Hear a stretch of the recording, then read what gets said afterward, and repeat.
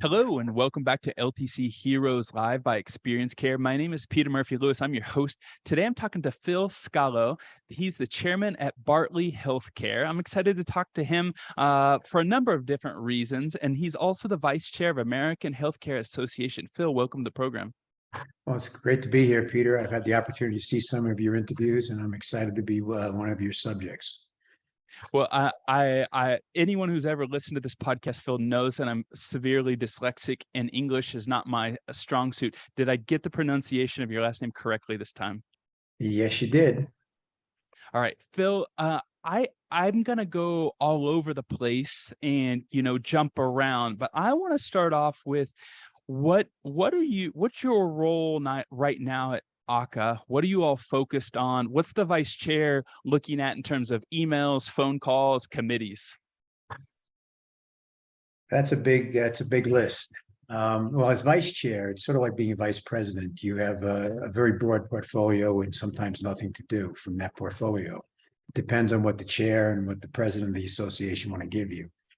But basically, from my perspective, I stay up with what's going on. I try to focus on what's next, what's happening now. I do serve on the political cabinet of AHCA, and with the recent election, that's caused us some focus in a different way because there's a lot of surprises from what the experts thought. And right now, I think what we're focusing on is winding down a year and getting ready for the new year. And the lame duck, we're looking to try to get some support from Congress to get the attention of CMS on this minimum staffing bill regulation that they're proposing. It's a problem for a lot of operators, and especially independent owners, who I am one. Because if you mandate staffing that doesn't exist and you don't pay for it, it's a sure road to catastrophe for more facilities either closing or facilities being limited in what admissions they can take, therefore limiting access, which is a significant problem as the pool of people who need our services grows. We need to be able to be available to provide that quality of service that we've done for so many years. Phil, just to give a little bit of background, tell me how long you've been involved.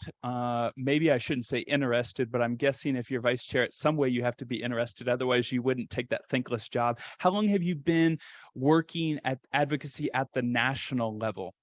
Well, I started about 10, 12 years ago when I was asked by the then chair, Bob Van Dyke, who's also from New Jersey, if I'd be interested in joining the Independent Owners Council. And I did that. And I guess through a series of things, I ultimately became the chair of that council. I then ran for the board seat as the independent owner. Was asked to be on the executive committee. I did. Was secretary treasurer, and now I'm vice chair. And somebody asked me, how do you do all of that? And I said, well, I'm interested in what's going on. I show up. I have a passion for what I do, and I don't say no very easily when people ask me to help. Being an independent owner, does that make you a very small minority? And is it harder to get your voice across? Or are there enough common denominators and shared interests that's not a tough job? Well, it's always a tough job to get the attention of regulators and government as to what we really do. But independent owners make up just about half of the ownership of the members of American Healthcare Association. There's about 14,000 facilities, and independent owners own about close to 7,000 of those facilities. So it really is the backbone of the association. And it's a lot of, mom and pops. Some people maybe have multiple facilities, but in states like Kansas and Iowa, Nebraska, you may have a facility that has 40 or 50 beds, and it may be the main employer in that small town. In many cases, in fact, independent owners probably have facilities in just about every congressional district in the country. Right. And the hard thing is that for independent owners to get them more involved on a national level, because they're working in their facilities. They're serving meals, they're taking care of problems. they're dealing with residents. But the ones that do get involved, it's a very, very important thing. And I found that my years on the Independent Owners Council and now on the board, the voice of independent owners are very clearly heard by ACA and clearly heard at times by Congress. I don't remember in my interview with Mark Parkinson if I asked this live while we were recording or if I asked him offline, but I'll ask you because you might have a different take. Given that healthcare, and even more so long-term care, is not 100% a partisan issue, it's complex, it's hard for Republicans and Democrats to understand. Does that make it easier for you in terms of advocacy because they don't really understand and you're the educator and the advocate, or is it actually harder because you can't get anyone to understand and agree and put their foot in the sand where they want to be? The answer is yes to both questions. It does make it easier because I remember a number of years ago being before the state legislature on testifying, and one of the assemblymen said, "We don't really understand what you do." But yet it is a partisan issue to some degree because Democrats like more regulation and Republicans don't. Democrats are a little freer with the money, not as free as we need them to be, and Republicans are a little more budget conscious. But when it comes down to it, the story we have to tell very simply is that to fulfill our mission, we need to be reimbursed appropriately. And what happens, especially on the Medicaid side around the country, and most of the residents of facilities are Medicaid residents, there's a shortfall in almost every state on between the reimbursement and the cost. And that was exacerbated to a great degree by the pandemic. And we had some help from the federal government. Some states got more help than others from the states, but we're going into a period where, as prices rise, we need the help, from that perspective. And the Medicaid battle, I think, is going to be fought not only in the federal level but also in the state level. And it's very hard for them to understand not only what we do, how important it is, and I think after a while they do understand that. But the next step is there's advocates that believe there's a lot of well-to-do owners who are making loads and loads of money when that really is not the case. MedPAC itself has shown our margins are less than 1%, even when you look at the Medicare portion of it. And a lot of facilities around the country don't even have a high Medicare portion, and it's mostly Medicaid. And I know there's states like Montana right now that's had a number of significant number of closures relative to the size of the state because facilities just can't make a go of it, just on Medicaid revenue alone. So that's the battle we're going to continue to fight. And it's our hope that the government, both on a federal and state level, will understand the importance of what we do and the importance of funding that for the residents and patients that we serve. Well, I got a question for you about probably, I'm guessing, I'm going to take you back, 12 years ago or 3 years ago, 13 years ago, right when you were starting to get into your role at the national level as an advocate. What was the biggest learning curve for you? Was it about the complexity of our government? Was it about how do we explain it? Was it about talking to your members and translating what you're running to at Congress and making sure, hey, this is slow. I need you guys to buy in on this. Walk me through, if you can remember those days. I do remember the days, and I come from a legal background. When you look at it, a lot of people in our business, they're very focused on taking care of people, and they get very frustrated when they say, "Why isn't anybody listening to us?" So one of my challenges, I think, when I started 12 years ago up until today, is getting our members to really understand that they do have a voice, and that our legislators are the ones that are going to make those decisions for us. And that the more they know about our facilities, whether it's getting them to visit our facilities to see what we do, getting them to understand how important we are, not just in the medical side and the health and the care side, but also as employers and districts, that we need the attention that others get. And it's and that a lot of what advocates push is based upon, really a more perception than it is the reality. So the challenge is getting independent owners and getting all owners for that matter to get our legislators to come into the facilities and see what we do. And my experience has been every time we bring somebody into a facility, their eyes get widened and they say, oh, wow, now I understand what you do. I mean, seeing, having somebody who we depend on for reimbursement, look at a CNA taking care of somebody and look at how the resident looks at that CNA or the nurse, really tells the story much better than we can do with our suits as we go to the halls of Congress or the state legislatures. So I think that's been the biggest challenge, is getting people to get more involved. But recently we've had the opportunity to get people involved. I know one of the things with the recent situation with our payment rule, we got, I think Mark says the number over and over again, I don't remember, it's over 6,000 letters were sent to CMS about that. So I think it's when we're able to get people mobilized from that perspective, and we get the attention of CMS or get the attention of Congress, it does help us a lot. But that's the biggest challenge, because as people are working daily, getting them to write letters, getting their staff to write letters is not an easy thing.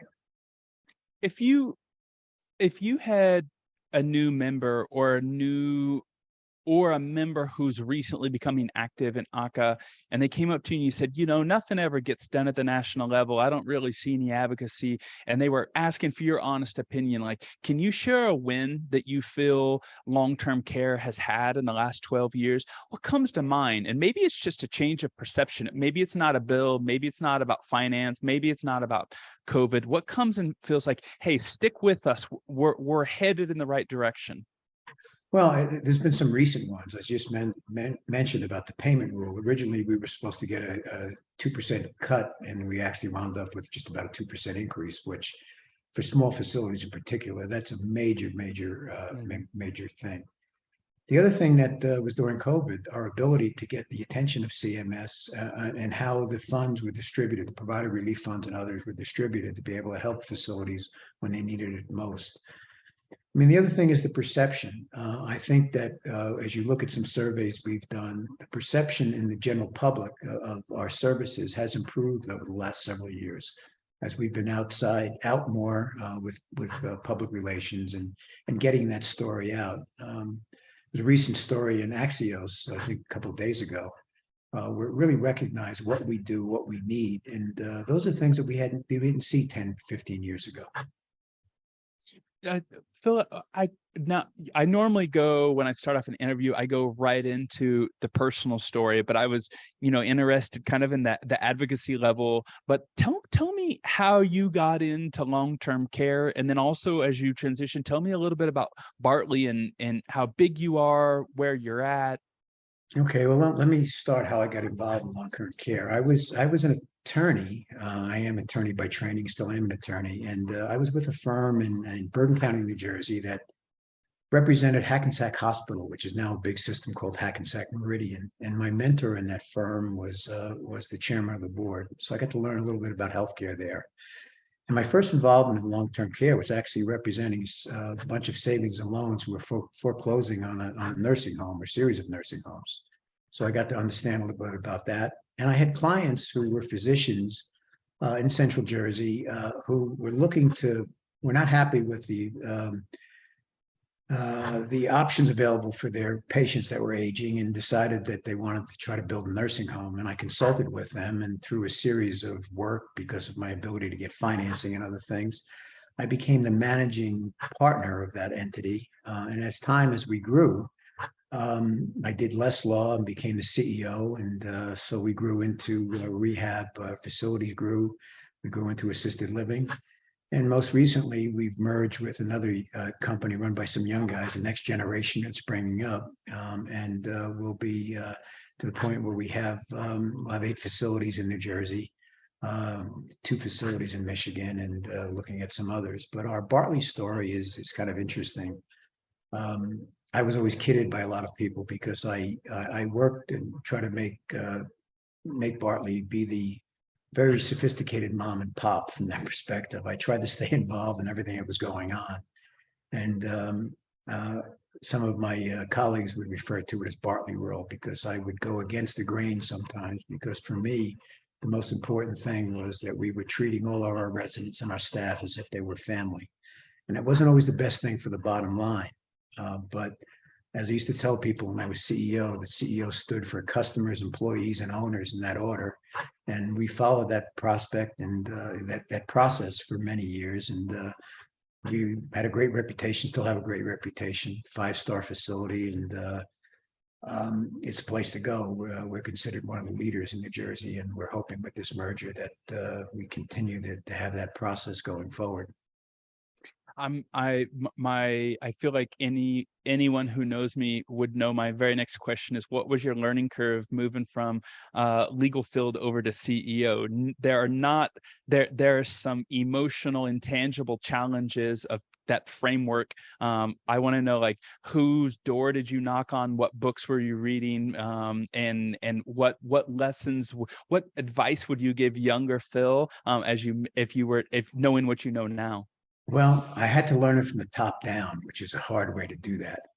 And I had the advantage, really. I mean, mom and dad were very hardworking people. In fact, I'm the first in my family, both my immediate and my extended family, to get a college degree and get a professional degree. So I knew what it was like to work, a 9 to 5, or in cases I worked in warehouses and all when I was growing up. So from that perspective, I always focused on the people who are doing the work. Those are the most important people to me: the CNAs, the nurses, people in the kitchen.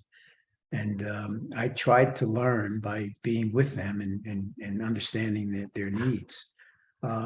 The situation of going from being a lawyer to being a CEO of a healthcare company, there was so many regulations in healthcare. I think it made it a lot easier for me when I was dealing with surveyors and dealing with regulators, because I could speak their language. And if I had to deal with the state of New Jersey Department of Health on something, I felt I had an advantage because I knew the regulations better than they knew. So from that perspective, it was easier. But from the Right. perspective of operations, if I had to give myself advice from 20 years ago, I would say be certified as a nurse's aide, and then get your nursing home license, and so that people would understand you actually do know what you're talking about. But it's been a great thing. I'm involved at Rutgers University, and every year they have a thing called Night of Networking, where they bring in athletes, sort of like a speed dating kind of thing, to get to meet people for getting jobs after their athletic careers. And from times I'd be posted for being a lawyer, sometimes as a CEO in healthcare. And when I would tell the story, a lot of them would look at me saying, "You went from like all those cool things you did as a lawyer to work in a nursing home? I don't understand that." And I explained to him, I said, it's part of the passion. I said, as a lawyer, I was always energized by the fact that I was representing a client. I wouldn't always like the clients I represented. And so I would come home at night. I may have won, but it may have not been one of those satisfying wins.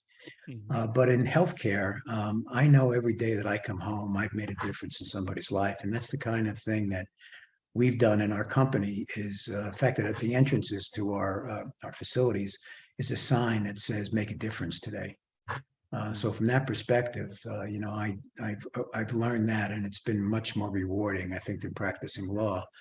Although I just seem to never get out of the practice of law, because even in a board meeting, I'm referred to as the attorney. Mark's an attorney too, so we always have people look to us on some issues. But from the perspective of my career, if somebody had asked me when I was getting out of high school, college, or law school, what I would be doing today would not be sitting here talking to you about long-term care.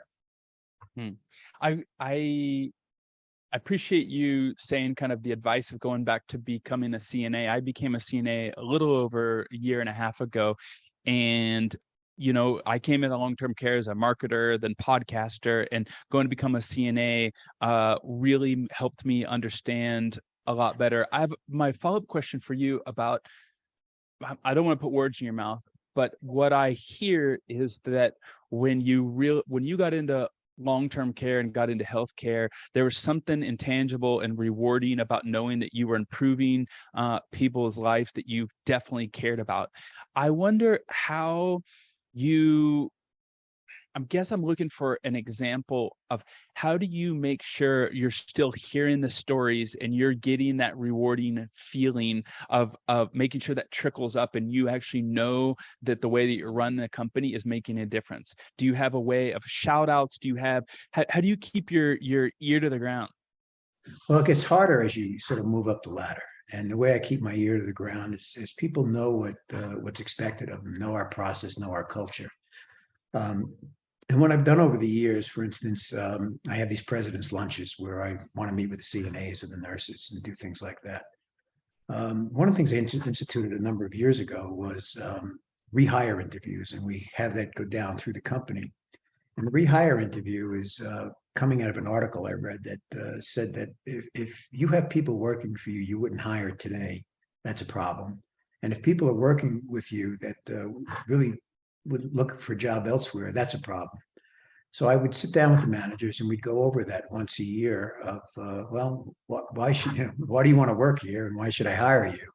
And it was also go through things like, what are your accomplishments? What are your expectations? And I found it was a way to keep in touch from that perspective. And ultimately, the best way to do it is just to walk around and see what's going on.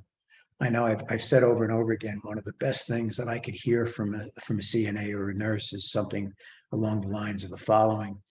I don't know if you know this is happening, but if you did, you wouldn't like it, which tells me that they know what's expected and they know that quality. And I think during the pandemic, we had one facility that was hit pretty hard. And what I was amazed at, I'm getting, I get a little goosebumps even thinking about it right now, is how the people just knew what to do instinctively. And when I announced that I was going to be sort of stepping back a little bit from operations a few months ago, I had one of the people ask me, now that you're not going to be my direct boss any longer, I can ask you this question. How did you know what to do during our COVID? And I said, well, now that I'm not, I don't have to be your boss anymore on a detailed basis, I can tell you the truth. I didn't really know what to do. I took the facts in place and I relied on all of you, on your caring to get us through it. And she looked at me like, oh, somehow, it's, you mean that we're that important? I said, I've been telling you that for years. You are what makes this company go. So I love that story. In my guess is that people who would listen to this interview we started at, vice chair, then we go to legal, we go to CEO. People might not imagine that you're passionate about culture. And I was going through the notes from the pre-interview that you did with my co-host Victoria, and you talked about, I think, something about a bracelet or about a mission. Can you talk to me a little bit about how important culture is, and if you have some examples of why it's kind of in your DNA? yeah, I actually have the bracelet right here. It a number of years ago, I read a book about the Disney principles because I was always fascinated how Disney makes this magic where they somehow get you to go to Disney World in August, wait in line for 2 hours and think it's the most wonderful experience in the world. So I likened it to some degree to what we do in healthcare. So I did some analysis, went to some courses and whatnot. And we really looked at our mission about where we were with our mission, vision, and our core values. And we came up with core values that we call them attire. I don't know if you can see this. It says, well, it's backwards here on the screen, but I can see it. ATTIRE, Yep. which stands for attitude, teamwork, trust, integrity, respect, and excellence. And everything we do revolves around that. And then the other thing on the bracelet is a thing called pride, personal responsibility in delivering excellence. And we give these bracelets out. We have our staff wear these, and it's a way for us as management, and it's a way for people to look back and say, why am I here? And it's all about the individual. The Disney principles. We looked. One of the ones that we emphasized a lot was everyone and everything makes a difference. And so from that perspective, it's just really a matter of paying attention to that process and realizing that no matter what's going on in the world, we have people that do great things in our facilities. And we try to encourage them to, when you come in that facility, it's that one time in that one period of your day where you know you're going to do great things for people, no matter what's happening on the outside, whether your kids are a mess, you have an argument with your husband or your wife, whether you just had a car accident, no matter what happens for that 8, 10, 12 hours, whatever your shift is, you have an opportunity to make a difference and to do some great things and to really, it's like a great relief. And I've always stressed that. And I think it was something, again, during the pandemic, I was just amazed as I'd walk in the facilities and they would try to keep me out of certain units where COVID was, because I'm one of those old guys they have to worry about. How people just understood it was all about caring, and how they got together and said, this is not working for us. How can we change it? And it's sort of the thing where we're so highly regulated. We often have to look at what's the right thing to do as opposed to what's the thing that the government wants us to do. And there's sometimes a battle with that. And I've always taken the approach in our facilities that our standards should be free of deficient practices. If there's a subjective deficiency, I'll deal with that and I'll use my legal skills to advocate for our facilities and our team. And I said to a surveyor one time who was criticizing something done by a CNA, I said, you weren't there. You're reading things on a record. How would you feel about going up to the CNA and tell them, 12 months ago, you did a really lousy job on this thing, I think, based upon what I'm reading, and without even talking to the CNA, who may or may not remember what happened. I said, it's all about the people. And if we don't understand that it's people taking care of people, and the regulators just look at something that's, a record, it's not what we're about. And that's one of our big frustrations, but it's also one of our strengths. I don't know if I answered your question. I got on a little tangent there, but I think you did, and I like tangents. I would consider myself, I guess I don't know how to say it. I think tangents are contagious because I learn a lot about you and kind of how you process things. So that leads me into my next question is, where do you, because it sounds like you're a perpetual learner, sounds like you're an avid reader, both of which I am as well. What are some examples of things where you have learned about working in long-term care or running a long-term care organization that might not be in a business book? And I'll let you ponder on that as I give some examples. I've often found that I learn about how to run my company or how to run my team from self-help books. Like there's a book called The 5 Languages of Love that's taught me so much about how to motivate people. Or there's a book from a hospice nurse in Australia called The Regrets of the Dead and Dying that I've learned a lot about who I want to be as a dad, but I don't think it was trying to teach me about who I am as a dad. Do you have any examples of where you've picked up little nuggets, kind of like the Disney story, the way you are as a leader, your leadership style? Well, the Disney is one. The other thing that being a former athlete, where I still consider myself an athlete, although not at the level I used to be, but I look to coaching and things like that, as somewhat of an inspiration and somewhat of a lesson. The ability to get people to understand that. In fact, my son, I used to have a sign in my son's room when he was an athlete that said 1,000 hours of preparation for that one moment. So from my perspective, it's all about the process, and books about process. And I usually refer back to sports analogies, and I'm always reminded by our team, a lot of people don't get the sports analogy, so I try to work around that. But I give you an example. There's a skier who didn't do too well in the recent Olympics, but she was a multi-time world champion. And they asked her at one point in time in her career, how do you stay on focus? And she said, it's all about the process. If I think about the outcome, I think about the goals while I'm going through the process, I'm not going to get there. So for me, things like that, and books where it says, where I've read over the years, or articles I've read, where it says, take a step back and look at yourself. In one in particular, I can't remember the full nature of the poem, but it's called Man in the Glass. I was aware of the poem, and then a number of years ago, when Bill Parcells, one of his many retirements from as a football coach, read that. And basically, Glass says all that matters in life when you look at it is the person who you're seeing in the mirror. Don't believe your press clippings, don't believe your criticism, but be honest with yourself. And I think that's been an important thing for me and a message that I've tried to get to people, because I'm not a big one on titles. I know Mark told you a story, and I had a similar thing where I think he said he was planting flowers and doing a few things around one of his facilities, and somebody wanted to make him the employee of the month. And I've had a similar experience, and I think that the best compliment that I could ever get is that people feel comfortable talking to me. The staff feels comfortable talking to me and telling me what's going on, and they feel like I care about what they're doing. And I think that ultimately that's what I get out of a lot of that. Now, from a business perspective and marketing perspective, one of the books that actually influenced me a lot was a book called Collapse of Distinction. And how do we get our message out there? And that book, deals with when you're producing a product that's just like everyone else. When you're in a market where price is not going to be a factor. How do you distinguish your services or your company from others?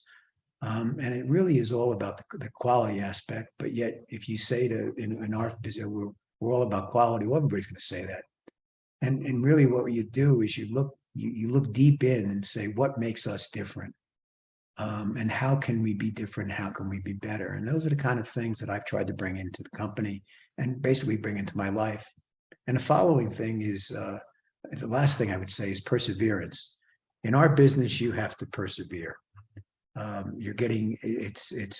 always called it a pendulum. It swings wildly, and you sometimes have to duck, and sometimes you have to grab onto that pendulum and see where it's going. But it's all about perseverance. And the books that I read and the articles that I've read deal with that, and how you excuse me, how you get to a point where no matter what's happening, as bullets are flying around you, figuratively, not literally, I guess, in our case, what do? Do you keep your head? You focus on where you're supposed to be. Do you focus on that process? And when you do, you usually get good results. And I think during the pandemic is a good example of that. We focused on the process. And the process was, how do we take care of people no matter what's happening? And that's how we got through it. I like the fact that you mentioned sports and kind of that competitive nature. Before I ask you the follow-up question about that is, what sports did you play, and what did your kids do in terms of sports? I was a football player and a wrestler, and I'm now a avid skier, and exercising, working out is a big thing for me. I do play golf. There's a lot of things in golf and business that are the same. Although in golf, I guess the best way to say it is every morning when I'm going to play golf, I think about my round, and I always play much better when I'm thinking about it than when I actually go out on the course. So the skill factor is there. But those are the sports that I've done. I mean, the team sport, I was a baseball player also. My son was a fairly accomplished soccer player, and one of the reasons we're in Colorado right now is he became a ski racer and was fairly accomplished with that. And the interesting thing about that is he learned some of those lessons about process. And when he was applying to law school, he wrote an essay about comparing training and preparing for a ski race that one moment with doing trial work. And he's a trial attorney now in Denver. So I guess, those kind of lessons and seeing me from all that time, rubbed off on him a little bit. And the sports for me becomes a very, very important way, because that's how I grew up. I grew up with the concept of team, everybody doing their job. The glory of the team is more important than the glory of the individual. And yet I had the flip side of that with my wrestling career, where you have the aspect of team, but you're on that mat all by yourself. And if you're not prepared and you don't know what you're doing, you're going to lose. And sometimes even when you're prepared, know what you're doing, there's going to be somebody a little better than you. So every day you have to work to get a little bit better. So I'm a believer in that concept of you work hard every day, because that prepares you for the future, and it makes you better and better every day. That 1% change, 1% improvement every day gets you to the point where you're doing what you need to be doing. I can appreciate, now that I'm getting older and now that I'm dad, how you talked about the importance to appreciate the process. There's an exercise that I discovered in New York Times. I think it's called 36 questions to fall in love. And they're kind of questions that you do back and forth with your partner or someone new. And one of the questions I remember answering, which is, what's one of the greatest accomplishments, or one of the moments you felt the greatest? And I can remember when I answered that question to my wife, I said, it's when I broke my high school mile record, and placed in state. And about 2 or 3 years ago, I ran an ultra marathon that lasted, I think it was 50 miles, and it lasted like 8 or 9 hours. And as I was training, I told my wife, differently than when I ran track in high school, I was going to learn to appreciate the process. So that stayed ingrained with me. So I trained for about 4 months and never listened to headphones, and trained on a track, running a 400-meter track to run 50 miles. And that I made myself learn the process. So thank you for sharing that, because I can feel that in my soul. Well, I can see that with your smile on your face. And when I got out of law school to try to keep active with something, it was time when the big running boom was there. So I did run a few marathons myself. And one of the great accomplishments I had is I had read where the famous miler, Marty LaCourie, as he was covering the New York City Marathon, ran from the back and covered the marathon, interviewing people. And in the process, set a world record for the most people passed in a race. So I decided my second time I was running it that I was going to go from the little further back and truly enjoy it. And my, with other accomplishments I have over the years, one of the ones I remember the most is actually passing 5 or 6 people in that last 100 yards of the New York City Marathon. I felt that was an accomplishment from that perspective. It's a great story. Well, Um, Phil, I really appreciate you joining me on LTC Heroes. It was great to get to know you, and also, allowing me to jump around from advocacy to legal to CEO and finishing up with books and marathons. Thank you so much for your time. well, thank you for all you're doing, for getting our message out, and thank you for your passion for what you do and for what we do. Appreciate it. I feel blessed that long-term care has changed kind of the way that I see the world. And I talk to a lot of leaders like you, and I see how it's changed you all. And I think it's a contagious experience. And if we're going to combat the staffing crisis, we need to explain the intangibles and what's valuable and how rewarding it is and how it changes kind of our soul. And that's how we do it on the podcast. So thank you for being part of that message. Well said. Thank you. Talk to you soon.